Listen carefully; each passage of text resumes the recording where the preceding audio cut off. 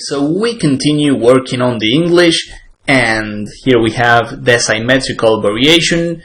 Black plays knight f6, we play here, and if he wants to stop the Botvinnik setup, and that is, by the way, the setup we want to play, which is knight c3, e4, and knight e2, he can play d5, and this is what we saw during the previous chapter, or he can also play with e6 and d5 next. And as I said in the previous chapter, here our move is knight to f3. There's no point in playing knight c3 here, because then d5 takes, he takes, and then he's playing d4 too soon, and he's also winning a tempo because we have the knight on c3. The only move we have in this position is d4. I mean, the only move to stop d4, takes, queen takes, he plays knight c6, we have to move the queen one more time, he plays d4, and the main issue we have here is that he always wins a tempo attacking the knight on c3.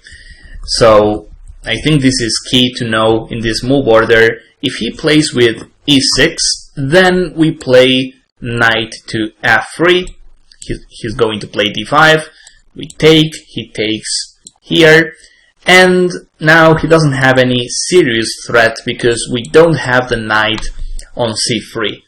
And we'll also take the chance to play d4 right here. We claim space in the center, and by transposition we have the Tarrasch variation of the Queen's Gambit. And it is well known that white has a plus in this line, maybe not a huge one, but it is indeed a long-term plus, and it is based on black's isolated pawn. And he doesn't have the isolated pawn yet, but d5 is going to be isolated sooner or later, as we'll see in this chapter. So black here, he plays knight c6. If he plays a move like c takes d4, well, we take, and he already has the isolated pawn on d5. We call it isolated because it cannot be protected by other pawns, can only be protected by pieces. So if he takes on d4, that is actually helping us. He plays knight c6, we castle, and the main move by far is bishop to e7. If he tries a move like this, then we play b3, and black, he's in trouble because we'll have a strong center. If he plays bishop e7, I can take. I can play a simple move like bishop b2. One day e4 is going to happen. Here, for instance, I attack on c4. This is happening too, and black has a tough defense because our center is way too powerful. And as usual, our bishop's g2 diagonal also counts. I mean, we have a lot of ideas on this diagonal as well.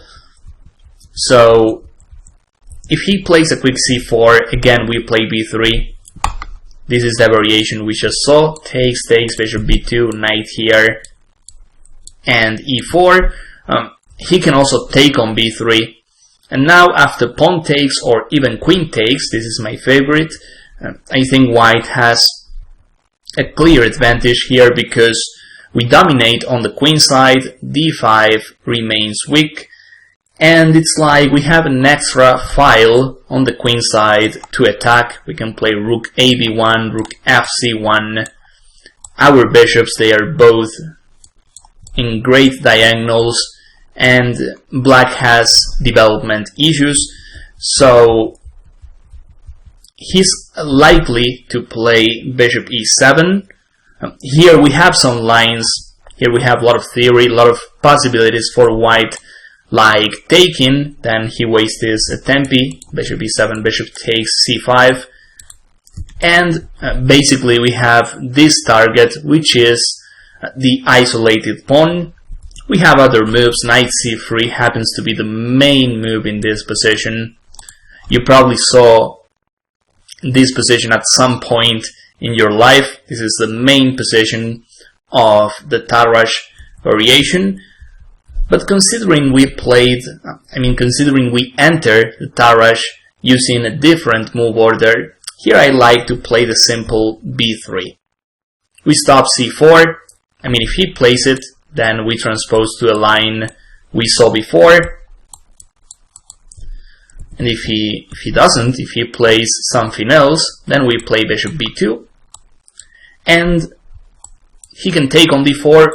We can also take on c5. The result is basically the same. Black ends up with an isolated pawn on d5. We have two powerful bishops hitting the center, and we basically have no weaknesses.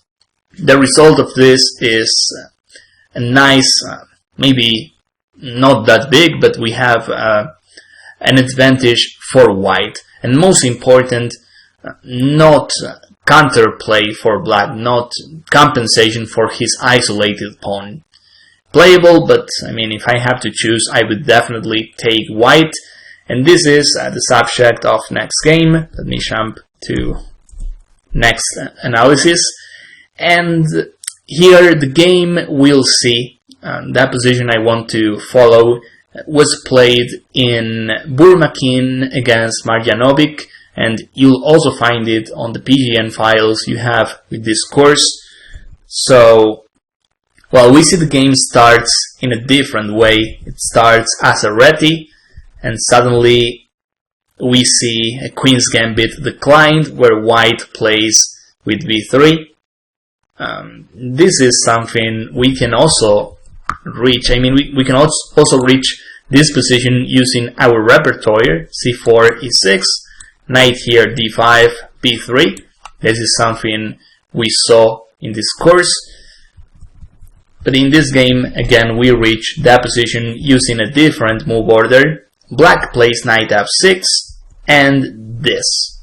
You probably remember, if you saw this chapter, you probably remember that Kramnik used this move order, and black, apart from bishop e7, he can also try playing d4, and he would be playing a reversed Benoni.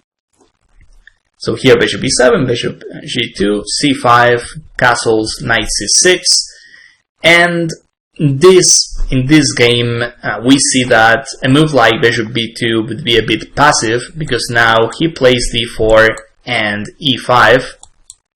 And the main difference with the other Benonis we saw in that chapter, now if we take, he can also take back with the e-pawn. Now our bishop is kind of dead, and in this symmetrical position he's got more space. But, if he plays the Benoni now, for instance, if instead of knight c6, e3, knight c6, takes, now I play rook e1, and he's not on time to play e5. This is good to point out. But anyways, when he plays knight c6, we are not going to play bishop to b2. We can play this move first, and then we play like this. We play d4 next, and yeah, we used a weird move order in this game, but we got the position we wanted to see, and this is a Tarrasch variation.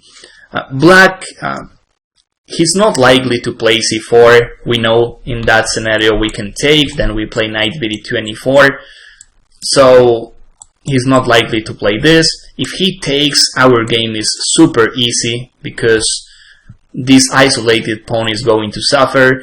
We also know we have to just continue our development and blockade this isolated on d5. That's the first step. It's done. We have the knight on d4. Eventually we can try placing more and more pieces on the d file. So c takes d4 is doing things easier for us. So black, who's got the isolated pawn, tries creating some activity in return. As white, we don't mind trading as much as we can, because in the endgame the isolated pawn is weak. So black again goes for active play. As you can see, he's having some ideas on this diagonal. We cannot take the knight on e4 because of this, and suddenly we lose the d4 pawn.